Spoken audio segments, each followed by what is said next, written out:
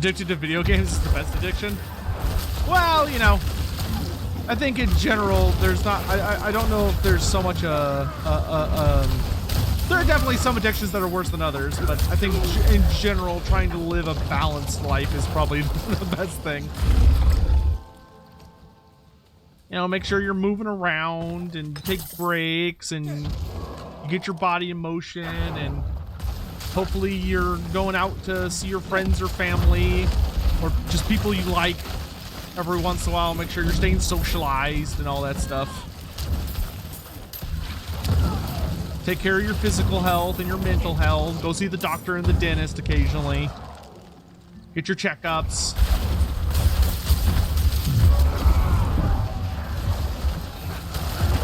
What if you don't like people? So if you're saying I don't like people, what you're actually saying is I haven't met people I like yet. You gotta frame it differently. I'm sure there's somebody out there you'll like.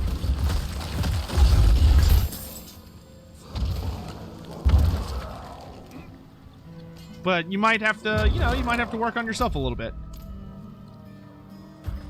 You might have to come to terms with the idea that you might have to make like small changes to your lifestyle or the way you handle certain situations so that people are more comfortable around you. You know, it's important, one of the most important skills in life is compromise.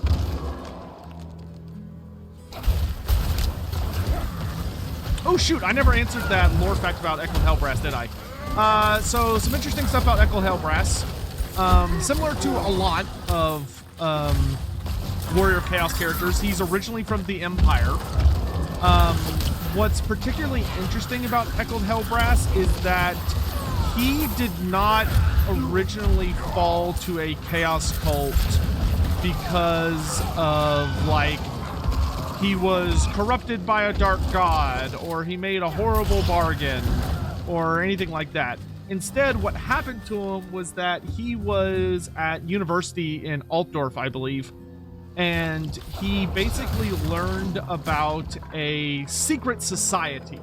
Saying a cult wouldn't necessarily be correct, but like a secret society or like a secret fraternity within the college, where it was advertised, or it was pitched as like a gathering for like-minded individuals who enjoyed like knowledge and wisdom and learning about things.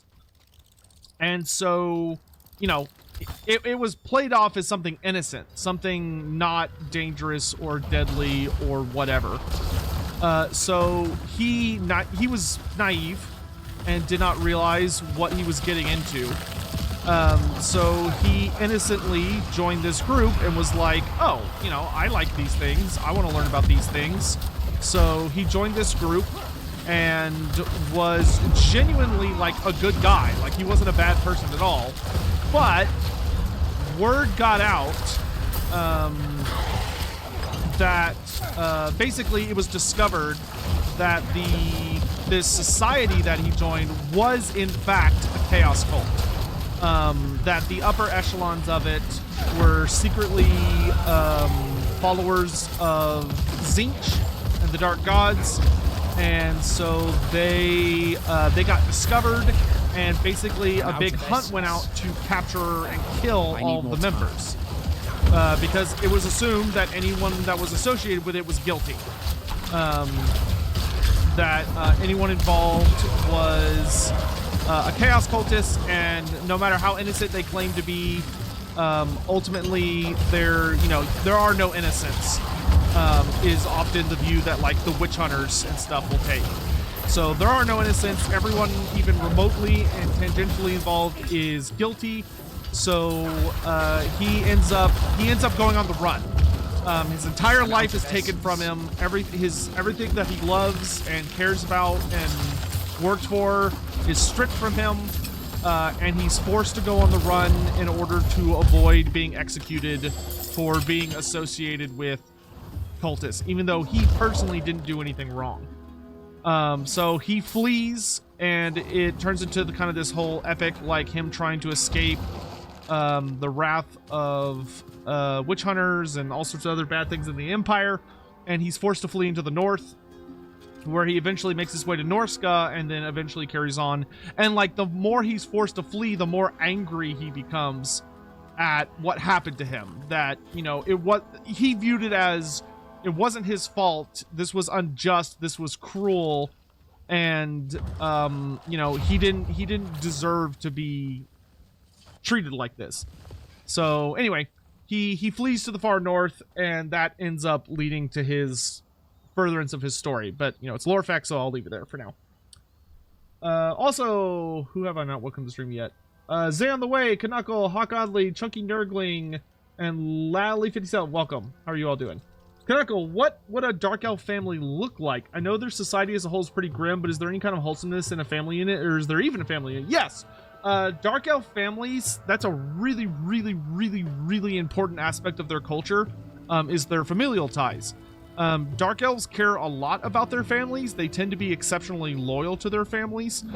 They do tend to have surprisingly large family units compared to, like, say, High Elves.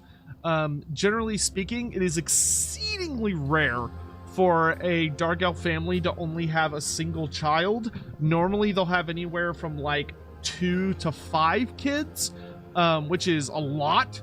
From an elven perspective, like most elven couples in Ulthuan either usually have like 1 kid, maybe 2.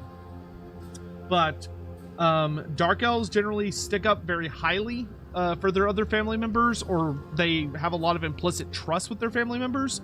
And there does tend to be like a lot of wholesomeness in the idea that they do care for one another, and they do what they can to protect one another and further one another's ambitions.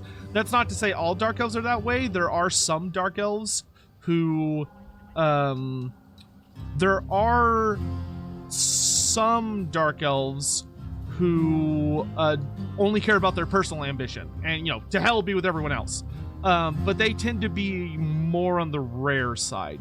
Most Dark Elves work very closely within their houses because that's the only people they can trust. That is the only person you can rely on, is your family.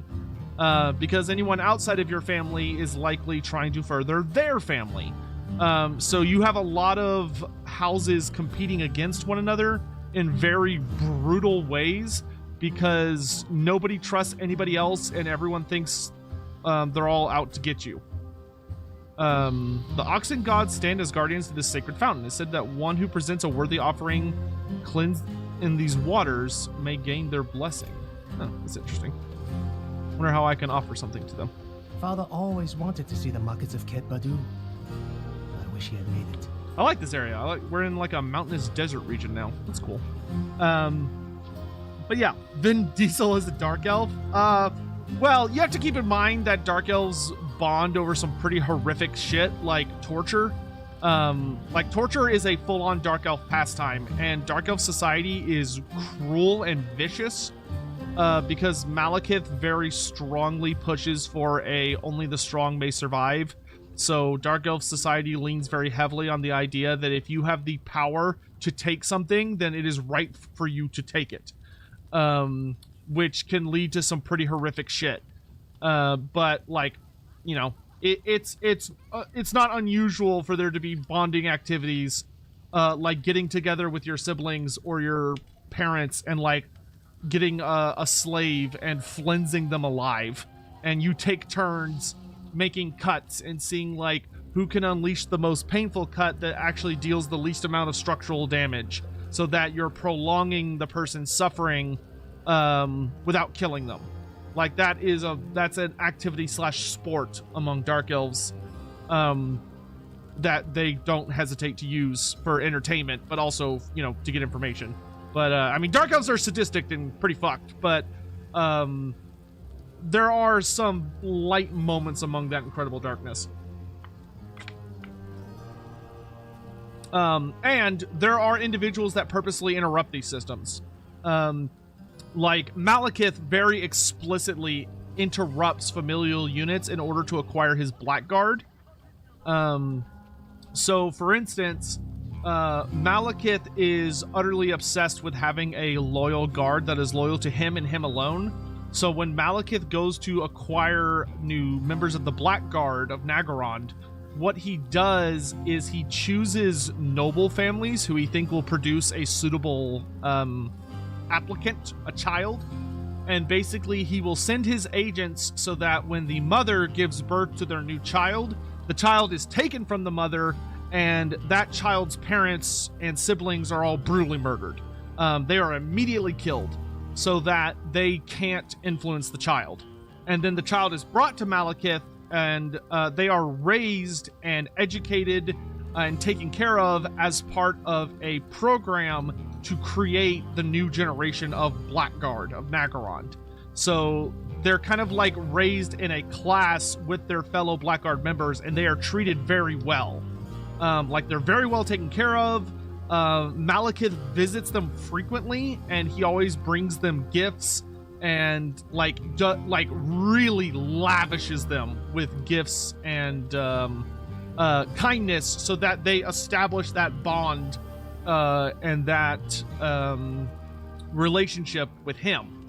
And then when they once they are old enough to kind of graduate this program and they become true Blackguard, Malekith immediately like bequeaths them with land and titles and other rewards, and he treats the Blackguard very well, which is why they are insanely loyal to Malekith, and Malekith alone.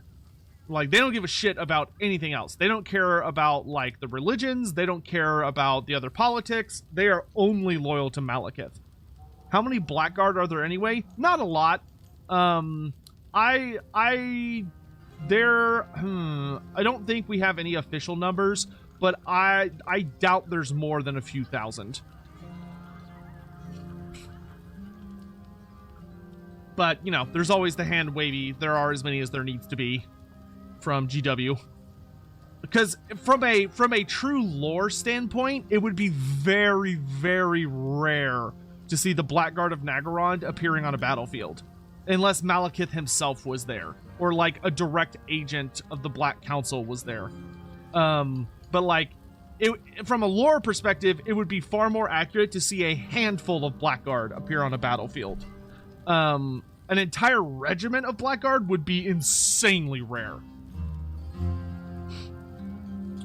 But you also have to keep in mind that, like, elves live for, like, a freakishly long time, so it's not like Malekith is killing a noble family, like, every week. It's not terribly often that new members are recruited into the Blackguard. Like, Malekith, presumably recruits a certain amount every generation, but he's very careful about how he does it. But Dark Elves have a very brutal society. And this is something we will actually be talking with Andy Law about this upcoming Sunday. So if you're interested in this conversation, make sure you don't miss Lore Beers this Sunday at 10 a.m. CST on Twitch and on YouTube. I'll be dual streaming it. But that is something we'll be talking about, is Dark Elf Society and how it should function, keeping in mind like how brutal it is built, but how that makes sense. Like how they're able to have, like, how do they keep their population growing? Because Dark Elves have a growing population. They don't have a stable population. They have a growing population. So how are they managing that with how brutal their society is? Where, like, Dark Elves are not shy about killing and torturing one another. And you have incidents like Death Night, where the Witch Elves will, like, go out in the cities they're permitted to, and they will, like, try to break into people's houses and capture people to sacrifice to Cain on his bloody altars. And it's like, it's a festival, sort of. It's a festival for Cainites, but for everybody else, it's like fucking terrifying. And I do think there are a lot of good reasons for that. Like, I do think that Dark Elves are far more embracing of, like, the more carnal aspects of life, and, like, you know, the things that would result in having children. They embrace that far more tightly than the other forms of elves do, you know, where I think the high elves are significantly more prudish about it, and the high elves have, like, a significantly more complex courting system, and you're not supposed to, like, you're not supposed to have children probably outside of wedlock, or, like, other kind of specific circumstances. And Dark Elves probably, I would not be surprised if they use their sorcery to try and encourage or even like speed up childbirth in various ways. But we don't know the exact specifics of how they do it. You know, there might even be some kind of like aspects of like they might use elven slaves very heavily in that respect, which is obviously like bleh, but would not surprise me with how bad dark elves tend to be. My stock is as impressive as anything that comes from the fires of the forge. What is the most badass thing an orc has ever done as an individual? The most badass thing an orc has ever done as an individual. The barbarians chose to ignore another crisis, I see. They're working. Their craftsmanship built Ket Badu. Oh, this is a barbarian town. Next time they look up from their work, I hope they don't see a town that has been overrun with cannibals. There's a couple things, like just going down the list.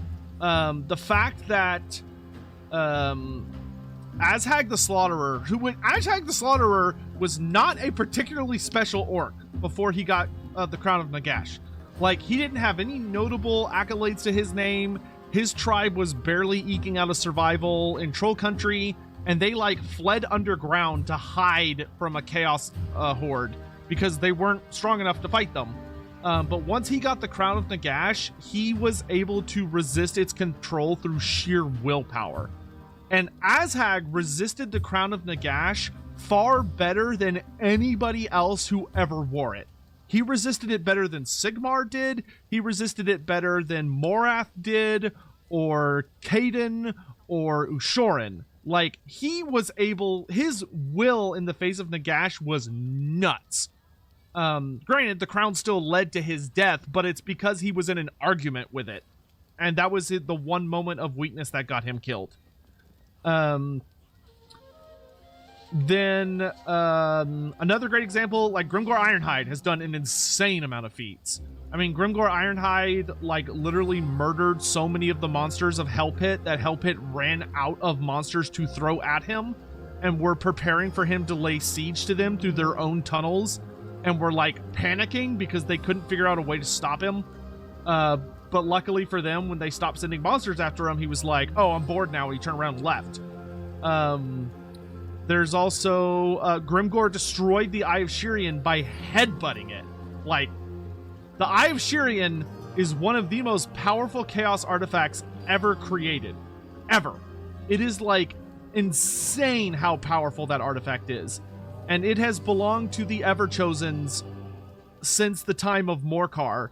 And it got eaten by one of the scariest fucking chaos dragons there is, and very likely one of the 9 dragon children of the Celestial Dragon Emperor, and was still able to like remain very much in control and empower those who controlled it. And Grimgor headbutted it into fucking dust. Now, let me be clear. Grimgor does not have a magical helmet. There was no artifact Grimgor used in this. It was just the sheer amount of force behind his fucking forehead, and he shattered like one of the most important chaos artifacts in existence. Wild. Gotta love Grimgor. Be alert. Bandits haunt the roads around here. Christian All, hello! Welcome to the stream. How you doing? Or side quests. Song of Power cheered. X100. Where would you like the adventure to go next for the Warhammer World by Cubicle 7? For Cubicle 7, the next things I would like for them to put... I really need to start making videos on their stuff. The next things I would really like them to do is I want them to release a PDF or another copy of Archives of the Empire that further expands on Lustria, because there's a lot in Lustria they did not talk about that I think they should and need to talk about. Like, I think there need to be rules for playable Saurus and Kroxigors. I think they need to introduce more high magic spells. And I also think they need to add in an entire chapter on the Amazons and, like, really tackle that subject. Then, as far as, like, their next big book goes, I think more than likely their next big book could be an Imperial City. I would really, really like, so like how they've done, hold on, where is it? I know, I've got one here. So like how they've done this, Salzenmund, the City of Salt and Silver, so they have a Salzenmund book. If they do another one of these, I would really like a Nuln book. I think Nuln would be super duper awesome for a new a book, because Nuln is super fucking important to the enemy within and just everything going on. And we don't have like a full dedicated book to it. Instead, it kind of like shows up in little bits and pieces throughout various books. So it having a dedicated book would be very nice. But as far as their next big adventure goes, I think they should go to either Nagaroth or Ulthuan next. I think Nagaroth or Ulthuan should be the next big investment. Because we have Lustria as our last big book, I think I would prefer Nagaroth. But yeah, one of those two. You seem troubled. It's my sons, Auden and Kada. They used to work here with me in Kedbadu, but then they got it in their heads to set up a new shop in Chirandai. You know how young men get when they're of age, desperate to prove themselves. If you are headed that way, would you mind checking up on them? The roads are so dangerous these days, and I haven't heard from them in so long. Don't worry. I'll look into it. Could you imagine how scary that would be back in the old days? Like, your kids go out to go do something important, like go on an adventure. Stuck and left without paying. That sucks. Merchants from all around travel to sell in the markets of Kedbardu. The reputation of the barbarians' metalworks brings visitors looking to buy. But like, could you imagine how scary it would be? Like, your kid is like, I'm gonna go set up a shop or go on an adventure or something, and they leave and you just have no fucking idea where they are for like months or years. And being like, hey, random stranger that's passing through town, can you go tell me if my kid's still alive? Remember, folks, if you have a good relationship with your parents, please call them. Are these weapons barbarian made? Are you telling customers that barbarians made those shoddy swords of yours? It's only when I'm struggling with sales. You know, friend, if you are caught, they'll cut off those sly hands. Interesting. You look troubled. 5 times. 5 times this month, those brigands have plundered incoming caravans. I care little for the stolen gold and spices, but those vultures take the food as well. Now those knaves gorge on our food while I watch my children waste away.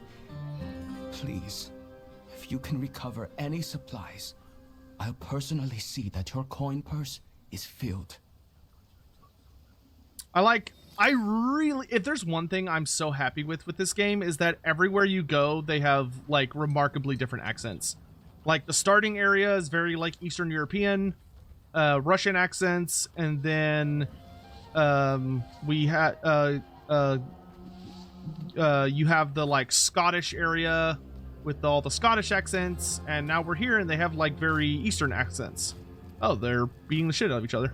There are rumors of demons in the east. That would be a good fight.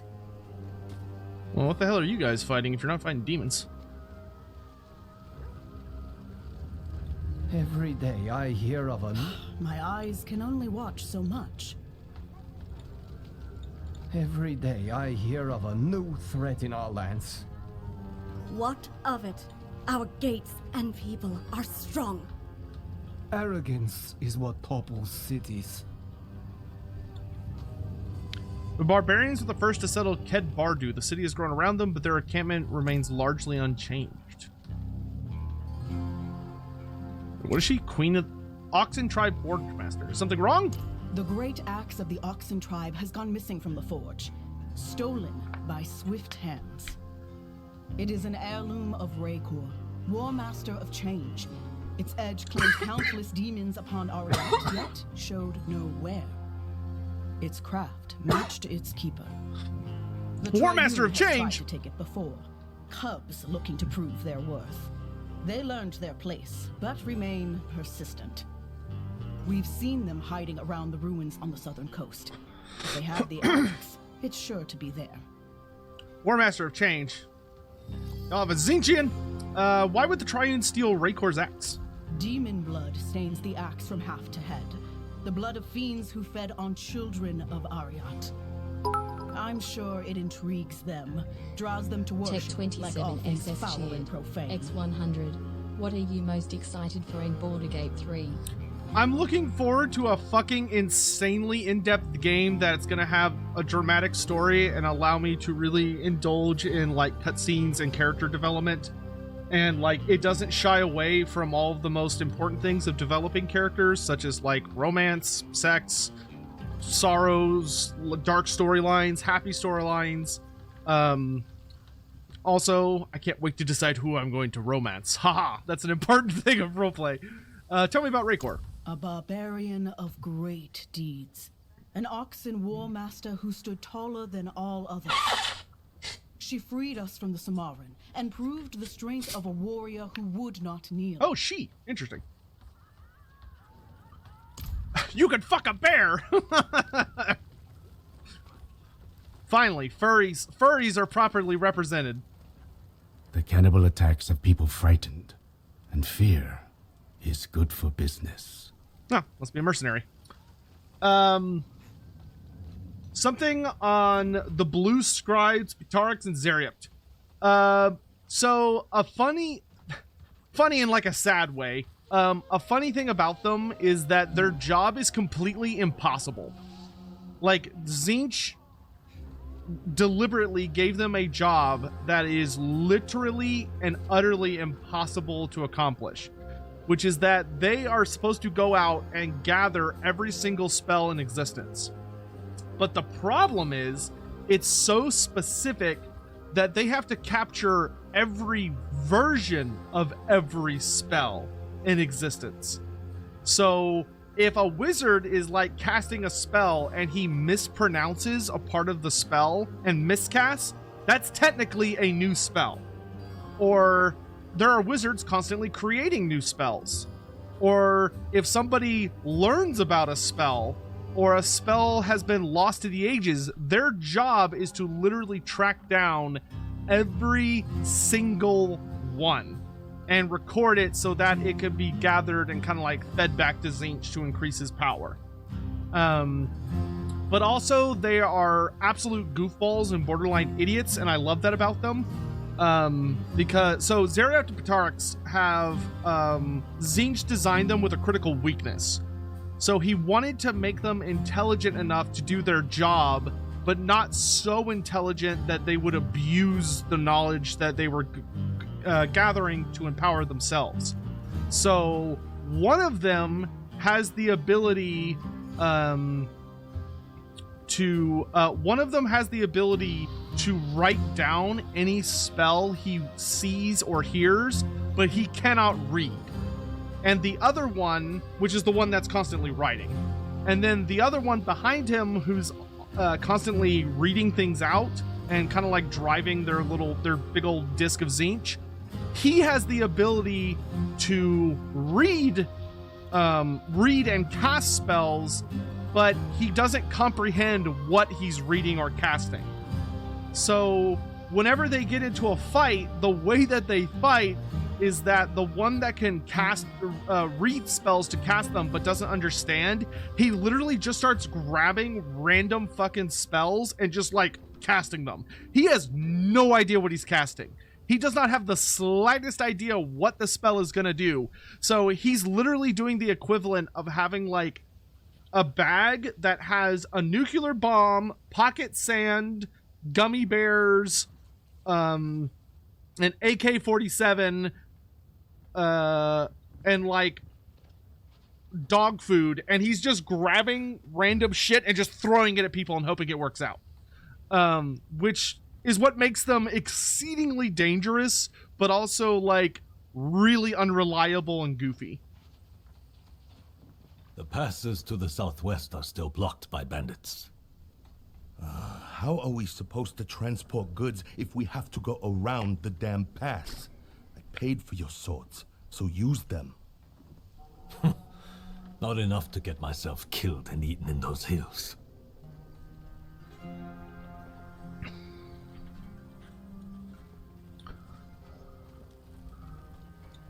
The locals even avert their gazes, but at least we're safe here.